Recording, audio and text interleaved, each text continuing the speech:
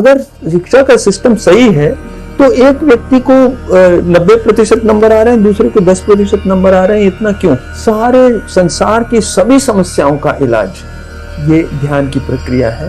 कितना भी अनपढ़ आदमी हो, वो जब ध्यान करता है तो उस वेद के स्रोत तक तो पहुंच ही जाता है। तो आपको लगता है कि विश्व में जो परिवर्तन आएगा वो ध्यान या योगा से हो सकता है?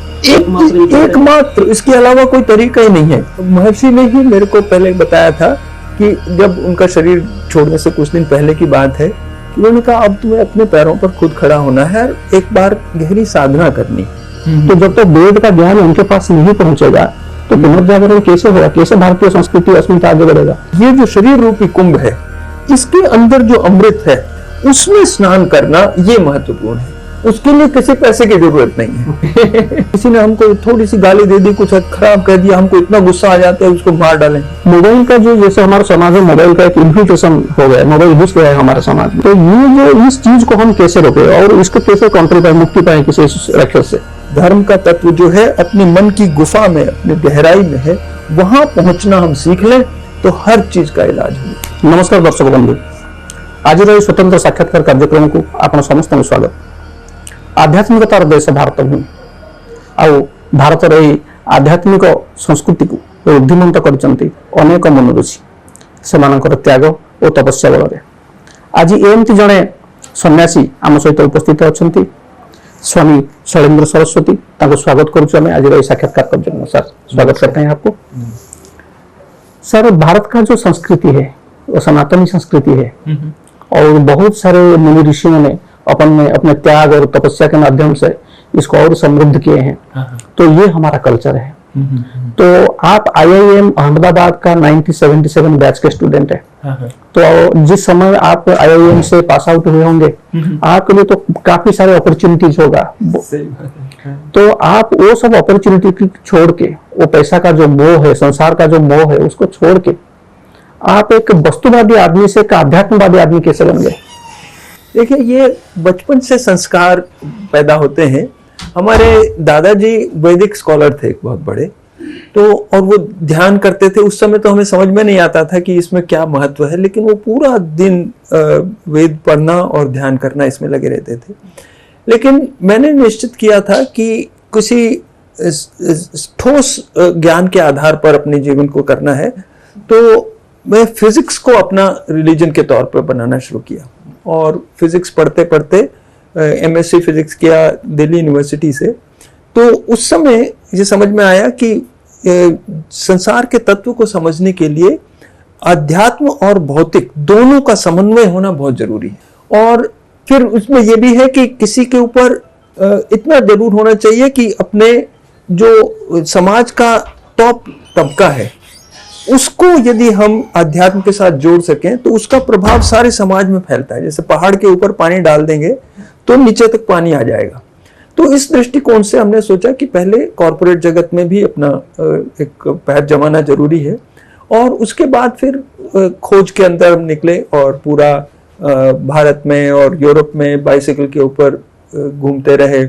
सब धर्मों के लोगों से, सब फिलॉसफी के लोगों से बातचीत किया और फिनलैंड में जाके मुझे भावातीत ध्यान या ट्रांसेंडेंटल मेडिटेशन का सेंटर दिखाई दिया। तो तब हमने ध्यान सीखा और तब समझ में आ गया कि जीवन की, अपने जीवन की ही नहीं, सारे संसार की सभी समस्याओं का इलाज ये ध्यान की प्रक्रिया है। और तब से फिर महर्षि जी के साथ हमने 25 वर्ष व्यतीत किया, दुनिया भर में उनके साथ साथ घूमते रहे और ध्यान का प्रचार करना। सर, विश्व को योगा भारत का एक अमूल्य वरदान है और इसके लिए महर्षि ने अपने जीवन तमाम कोशिश किए हैं, उसका प्रचार और प्रसार के लिए काम किए हैं। महर्षि जो 50 साल पहले किए हैं, अभी हम हमारे कुछ साधु संतों भी वही काम कर रहे हैं। तो ये विश्व के लिए भारत का तोहफा है, एक अमूल्य, एक अनोखा तोहफा है।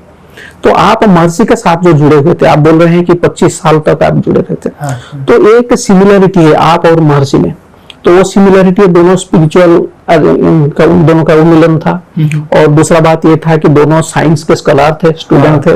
तो ये समानता है और जो दृष्टिकोण है कि हम संसार के लिए आध्यात्मिकता और भौतिकता को एक साथ मिलाएंगे, ये दृष्टिकोण भी था। तो जैसे आप 25 साल के बाद जैसे महर्षि से अलग हुए, महर्षि योगी जी से अलग हुए, उसके बाद आपने क्या किया? हाँ, पहले महर्षि ने ही मेरे को पहले बताया था कि जब उनका शरीर छोड़ने से कुछ दिन पहले की बात है कि उन्होंने कहा अब तुम्हें अपने पैरों पर खुद खड़ा होना है और एक बार गहरी साधना करनी है। तो उन्होंने खुद ही बताया कि अमरकंटक एक स्थान है जहां महर्षि जी के गुरुदेव स्वामी ब्रह्मानंद सरस्वती जी की गुफा है, वहां उन्होंने पूरा जीवन साधना की थी। तो बोले अमरकंटक में जाके अमरकंटक मालभूमि, अमरकंटक है मध्य प्रदेश और छत्तीसगढ़ के, जहां से नर्मदा और सोन नदी निकलती है, बहुत आध्यात्मिक क्षेत्र है। तो वहां जंगल के अंदर हमने कई साल तक साधना किए और फिर उसके बाद बस पहले तो वहीं पर लोग आकर ध्यान सीखने लगे। धीरे धीरे लोगों ने कहा कि अब हमारे दूसरे स्थानों पर भी आइए, ध्यान सिखाइए। तो यूनिवर्सिटी इत्यादि में ध्यान सिखाने का काम शुरू किया। और बस यही पता लगता है कि जैसे विद्यार्थियों के लिए जो भी पढ़ाया जाता है वो तो एक तरह से पानी उनके ऊपर डाला जा रहा है, लेकिन उसमें से कितना पानी को वो सोख सकते हैं, वो ज्ञान जो उनके ऊपर उड़ेला जा रहा है उसकी सोखने की क्षमता बढ़ाने के लिए ध्यान आवश्यक है। तो इसी प्रसंग पर हम चर्चा करेंगे।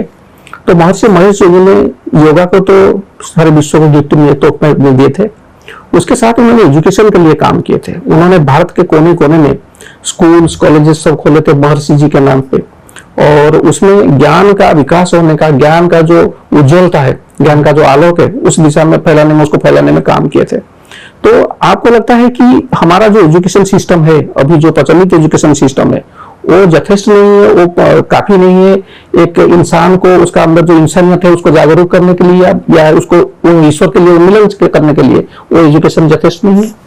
ईश्वर के लिए मिलन और ये तो बहुत आगे की बात है, सामान्य नौकरी पाने के लिए भी यथेष्ट नहीं है। क्योंकि अगर शिक्षा का सिस्टम सही है तो एक व्यक्ति को 90% नंबर आ रहे हैं, दूसरे को 10% नंबर आ रहे हैं, इतना क्यों? क्योंकि सबका ब्रेन तो एक ही जैसा है। तो उस ब्रेन को विकसित करने के लिए जब तक हमारे पास कोई टेक्निक नहीं होगी तब तक शिक्षा में कभी भी पूर्णता नहीं आ सकती। और उसका इलाज बड़ा स्पष्ट है। महर्षि इंटरनेशनल यूनिवर्सिटी है अमेरिका में, आयोवा में, वहां मैं पढ़ाता था पहले। तो वहां जो सिस्टम है कि हर क्लास में पहले 5 मिनट सबको ध्यान कराया जाता है, क्लास के अंत में ध्यान कराया जाता है, और जितना भी ज्ञान, जैसे कोई फिजिक्स पढ़ रहा है, मैं जैसे फिजिक्स पढ़ाता था तो यूनिफाइड फील्ड चार्ट होते हैं, उसमें दिखाया जाता है कि सारे फिजिक्स के नियम एक यूनिफाइड फील्ड से निकलते हैं, और वो यूनिफाइड फील्ड जो है वो हमारे आत्मा ही है, चेतना है ना। और किस प्रकार उस चेतना का विकास करके दोनों क्षेत्रों में, आप सब्जेक्टिव और ऑब्जेक्टिव, बाहर के जगत में और अपने आंतरिक जगत में, दोनों का समन्वय कैसे, बल्कि दोनों एक ही है वास्तव में, ये केवल उसके दो पक्ष हैं, लेकिन वहां से अगर हम जड़ में पानी डालेंगे तो जैसे पेड़ के पत्ते, फूल, फल, हर चीज विकसित हो जाती है। एक दूसरे से विपरीत गुण भी विकसित हो जाते हैं। पत्ते तो ज्यादा हरे हो जाते हैं और फूल ज्यादा लाल हो जाते हैं, तो एक दूसरे के विपरीत है, लेकिन दोनों में विकास हो जाता है। तो ये चीज, ये ज्ञान, और फिर एक होता है ऋचो अक्षरे चार्ट। एक वेद की ऋचा है, ऋचो अक्षरे परमे व्योमन यस्मिन् देवा अधिविश्वे निषेधु यस्तन्न वेद किम ऋचा करिष्यति य इत्तत् विदुस्त इमे समासते। तो इसको ऋचा के एक एक अक्षर को अलग ऊपर लिखते हैं, और साइड में फिजिक्स के जितने भी सिद्धांत हैं, जो भी विषय व्यक्ति पढ़ रहा है उन सिद्धांतों को लिखते हैं, और हर सिद्धांत को उस ऋचा से कनेक्ट करके समझा देते हैं, और उस कनेक्शन को अपने सुबह शाम के ध्यान के अनुभव से समझा देते हैं। तो वो जो सिस्टम है वो भारत में तो सबसे पहले होना चाहिए, क्योंकि वो तो भारत की विद्या है। लेकिन ठीक है, विदेश में पहले हुआ है, लेकिन उसकी कॉपी तो कर ही सकते हैं अपने। तो एक समय पे जब जैसे सारा विश्व हिंदुत्व सनातन की ओर ढल रहा है, ऐसा लग रहा है कि हम अभी भी विदेशी चीज और विदेशी संस्कृति के मोह से उभर नहीं पाए, निकल नहीं पाए हैं। तो एक प्रश्न उठता है कि मैं फिनेंशियल या आर्थिक दृष्टिकोण से इतने सक्षम नहीं हूं कि मैं वहां जाके महाकुंभ उत्तर प्रदेश में डुबन लगा सकूं या स्नान कर सकूं। तो लेकिन कुछ लोग जिनके पास पैसा है या जिसका कुछ साधन है वो वहां जाके पहुंच सकते हैं। तो ये जो होने वाले जिनके पास पैसा है और जिनके पास पैसा नहीं है, ये जो स्नान करने का जो प्रक्रिया है, इससे अगर जो स्नान करेगा, जिसके पास पैसा है वो स्नान करे तो उसको मुक्ति मिलेगा, उसके पापों से पाप क्यों हो जाएगा, और जिसके पास नहीं है तो वो पापी रहेगा, ऐसा कुछ है क्या? देखिए, सबसे पहले तो कुंभ का महत्व क्यों है? क्योंकि जब अमृत देवताओं ने पृथ्वी पर भेजा तो वो कुंभ अलग अलग जगह पर रखा गया था और वहां पर उसका प्रभाव हो गया। लेकिन असली अमृत क्या है? जो चीज मरती नहीं कभी ना। और क्या नहीं मरता? ये शरीर तो मर जाता है और ये जो मन है ये भी बदलता रहता है। केवल एक चीज नहीं मरती, वो है आत्मा। तो असली अमृत की परिभाषा के मुताबिक तो आत्मा ही अमृत है ना। और उस कुंभ में, ये जो शरीर रूपी कुंभ है, इसके अंदर जो अमृत है हमारी चेतना के अंतरतम में, उसमें स्नान करना ये महत्वपूर्ण है। उसके लिए किसी पैसे की जरूरत नहीं है। ये बहुत महत्वपूर्ण बात है कि कुंभ ऐसे जैसे कि डिजिटल डिवाइड हो गया था कि पीपल जिनके पास, लोग जिनके पास मोबाइल फोन है और जिनके पास मोबाइल फोन नहीं है। हाँ। तो ऐसा हो रहा है कि जो कुंभ गए हैं, जो नहीं गए हैं, तो the haves and the have nots, इससे लेकर के जो डिवीजन हो रहा था, ऐसा कुछ नहीं है। जो अंतर है, जो आत्मिक सत्ता है, वो ब्रह्म है और वो ही अमृत है। उनके सानिध्य में आना स्नान है एकदम। तो इस परिप्रेक्ष्य में और सारे बातें, बहुत सारे बातें हैं जो आपसे हम उसका समाधान चाहेंगे, जानना चाहेंगे कि विश्व परिप्रेक्ष्य में हम लोग देखेंगे। जैसे गल्फ कंट्रीज हो गए, अभी इजराइल और ईरान के अंदर घमासान युद्ध लड़ रहा था। मुझे तो ऐसा लग रहा था कि एक किस्म का धर्म युद्ध चल रहा था, मतलब नॉट स्पेसिफिक रिलीजन स्पेसिफिक। तो ये है जीने का जो धर्म है, इंसानियत का जो धर्म है, इसका और इसका खिलाफ का जो कुछ सुख होता है, जो प्राणी जिनको बचा के रखे, उनके बीच में जो लड़ाई हो रहा था। तो ऐसा इस समय क्यों हो रहा है? ऐसा लग रहा है कि किसी भी समय में बांग्लादेश में इंडिया के साथ लड़ाई हो सकता है, पाकिस्तान का इंडिया के साथ लड़ाई हो सकता है, और यूक्रेन में रशिया का हो रहा है, और वहां खड़ी में इजराइल के साथ पैलेस्टीन के हो रहा है। तो ऐसा क्यों हो रहा है? ये समय में ऐसा क्या प्रभाव है जिसकी वजह से लोग इतने सारे युद्ध की ओर जा रहे हैं? उनका आत्मिक संतुलन नहीं है, भरोसा नहीं है अपने ऊपर। क्या समस्या है? देखिए, उसका कारण एक जैसे उदाहरण दीजिए, जैसे घास उगती है ना, उसको सूर्य की रोशनी भी जरूरी होती है। लेकिन यदि घास की जड़ में पानी डालना बंद हो जाए तो क्या होगा कि वो घास सूख जाएगी। और जब घास सूखी हुई होती है तो उसमें तो जरा भी चिंगारी कहीं पड़ गई तो सारा आग लग जाएगी। तो यही विश्व में आजकल हो रखा है कि जो भी विश्व में जितना भी संस्थाएं हैं या जो भी कुछ है, पॉलिटिक्स ले लीजिए, एजुकेशन सिस्टम ले लीजिए, उसकी जड़ में पानी डालने वाली जो टेक्निक है, जो ध्यान की टेक्निक है, वो तो लुप्त हो गई। और ऊपर से तो बड़ा विकास हो गया, लेकिन वो सूखा विकास है। हर व्यक्ति का आत्मा से संबंध नहीं होने के कारण हर व्यक्ति का मन सूखा हुआ है, वो जड़ से जुड़ा नहीं है, वो जड़ से जुड़ा हुआ नहीं है। और उसके अंदर कोई भी चिंगारी आ जाए, किसी ने हमको थोड़ी सी गाली दे दी, कुछ खराब कह दिया, हमको इतना गुस्सा आ जाता है उसको मार डालें ना। तो ये कारण है जो सारे युद्धों का मूलभूत कारण है। और उसका तरीका केवल यही है कि जितने ज्यादा से ज्यादा लोगों को ध्यान का अभ्यास करा दिया जाए, तो आदमी अगर अंदर से संतुष्ट है तो कोई बच्चा हमारे बाल भी खींचने लगेगा तो भी हमको गुस्सा नहीं आएगा, उसको हंसी में उड़ा देंगे। और नहीं तो कोई छोटी सी कोई बात कर देता तो तुनक जाते हैं ना। तो ये देशों के अंदर सारा समन्वय हो सकता है, क्योंकि वास्तव में जितने भी व्यक्ति हैं संसार के अंदर, उन सब के विचार तो अलग अलग हैं, लेकिन उन सब विचारों के स्रोत में जो आत्मा है वो एक ही है ना, वो ब्रह्म जिसको बोल सकते हैं। तो ऐसे ही अपने शरीर में भी हम देख सकते हैं कि हमारे शरीर में कितने विभिन्न गुण हैं। हड्डी जो है वो बहुत सख्त होती है और जो हमारी खाल है वो बहुत नरम होती है, और सब अपने अपने गुणों की बड़ाई करते हैं। खाल और हड्डी के बीच में यदि वार्तालाप हो मान लीजिए, तो खाल क्या कहेगी कि अरे नरम होना बहुत अच्छा गुण है, और ये बेचारी हड्डी ये तो मुड़ भी नहीं सकती, और हड्डी उसके विपरीत कहेगी, है ना। लेकिन जितने भी सेल हैं हमारे शरीर के अंदर, उन सब के बीच में एक डीएनए है, और वो डीएनए कॉमन है, हर सेल में एक ही डीएनए है। तो विपरीत होते हुए भी, क्योंकि खाल का सेल भी अपने डीएनए से पूछता है, उसी डीएनए से, और हड्डी का सेल भी उसी डीएनए से, तो दोनों में लड़ाई नहीं होती, कभी समन्वय हो जाता है। तो डीएनए का सूत्र में जुड़े हुए हैं सब। हाँ, डीएनए के सूत्र में सब जुड़े हुए हैं। ऐसे ही हमारे आत्मा का जो सूत्र है, और वो आत्मा व्यापक आत्मा है ना? तो उस व्यापक आत्मा से यदि हर जीवात्मा, हर व्यक्ति उस व्यापक आत्मा से अगर जुड़ जाएगा, तो एकदम विपरीत, एक दूसरे के विपरीत गुण होते हुए भी वो एक दूसरे को सहायता करेंगे, ना कि उनके झगड़ा होगा। तो आपको लगता है कि विश्व में जो परिवर्तन आएगा वो ध्यान या योगा से हो सकता है? एकमात्र, इसके अलावा कोई तरीका ही नहीं है ना। आप पत्तों के ऊपर पानी छिड़कने लग जाइए, फूलों के ऊपर करने लग जाइए, लेकिन जब तक जड़ में पानी नहीं होगा तब तक तो पेड़ को सूखने से बचा नहीं सकते। ठीक है।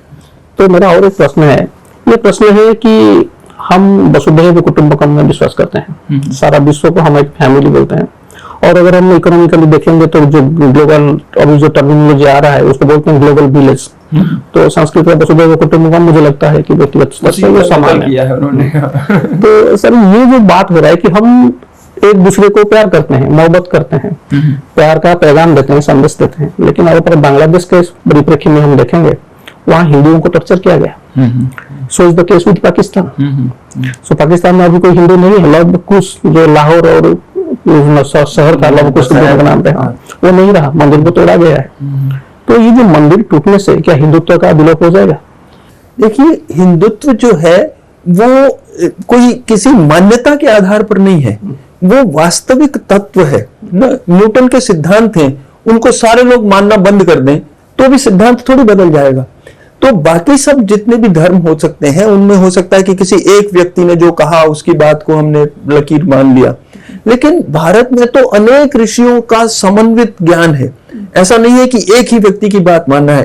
तो भारत में जो ज्ञान है, जो हिंदू धर्म का ज्ञान है, उसको हिंदू नहीं कहना चाहिए, वैदिक कहना चाहिए। और वेद का मतलब ही है ज्ञान, है ना। तो ज्ञान पर आधारित है, तो उसका कभी भी लोप नहीं हो सकता। ये हो सकता है कि वो तिरोहित हो जाए, मतलब जमीन के अंदर तो पानी हमेशा रहता है, लेकिन ऊपर से जमीन सूखी हो सकती है। जरूरत केवल इतनी है कि एक ट्यूबवेल लगा दिया जाए, जमीन का पानी सरफेस पे आ जाएगा, सब हरा भरा हो जाएगा। तो वो हमेशा जो हमारी आत्मा के अंदर वेद का ज्ञान है, वहां तक अपने को वो रास्ता बनाना है ध्यान के माध्यम से कि वो अंदर का ज्ञान सतह के ऊपर भी आ जाए। बस सतह सूखी हुई है, लेकिन अंदर से ज्ञान कभी लुप्त नहीं हो सकता।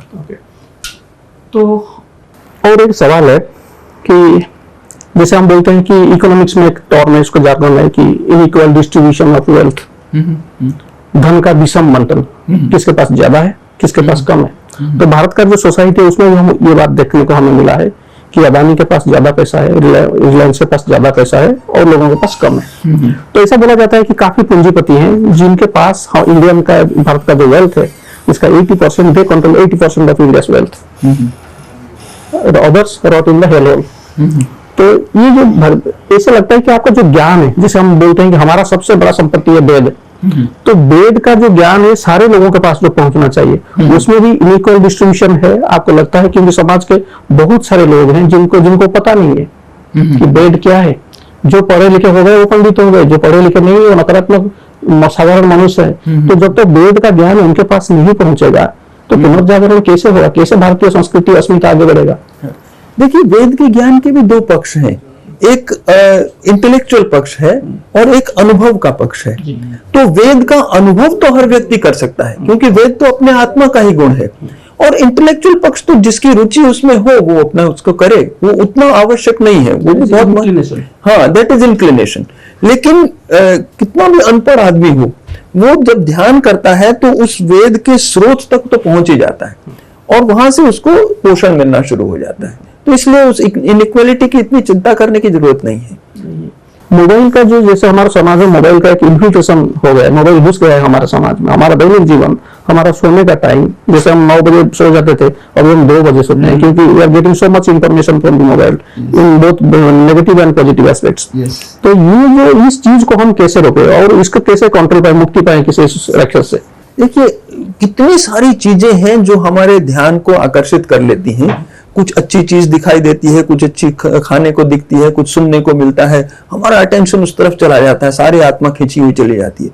और मोबाइल में तो बदलती रहती है फटाफट चीज, तो इसलिए वो तो बहुत तेजी से उसको अट्रैक्ट करता है। लेकिन अपनी जो इंद्रियां हैं, जैसे 5 इंद्रियां हैं, वो बनी हुई है बाहर की चीज अनुभव करने के लिए। आंख अंदर का अनुभव नहीं कर सकती, बाहर ही देख सकती है, कान बाहर ही की चीज सुन सकता है। तो अगर जब तक हम इंद्रियों के माध्यम से सुख प्राप्त करने की कोशिश कर रहे हैं, सुख और आनंद में अंतर है। सुख होता है जो इंद्रियों के माध्यम से होता है, और आनंद वो सत्ता है जिसके लिए किसी चीज की जरूरत नहीं है, वो तो हमारा स्वभाव है।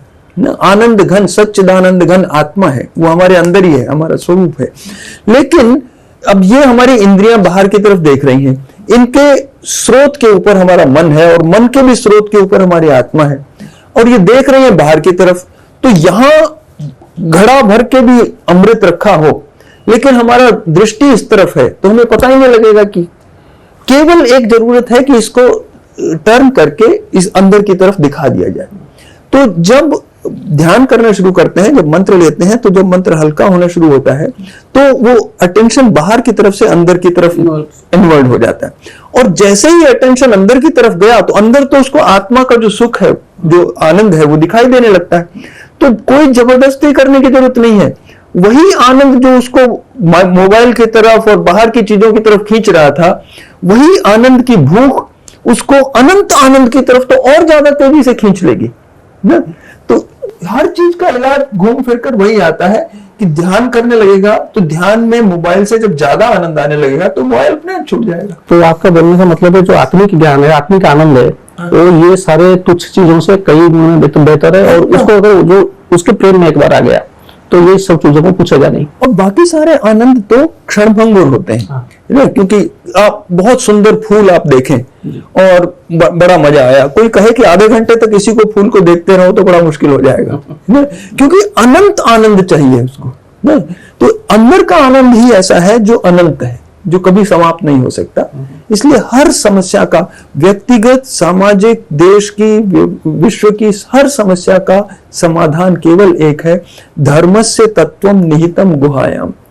धर्म का तत्व जो है अपने मन की गुफा में, अपने गहराई में है, वहां पहुंचना हम सीख लें तो हर चीज का इलाज हो जाए। तो one needs to discover that inner soul, that inner, yes.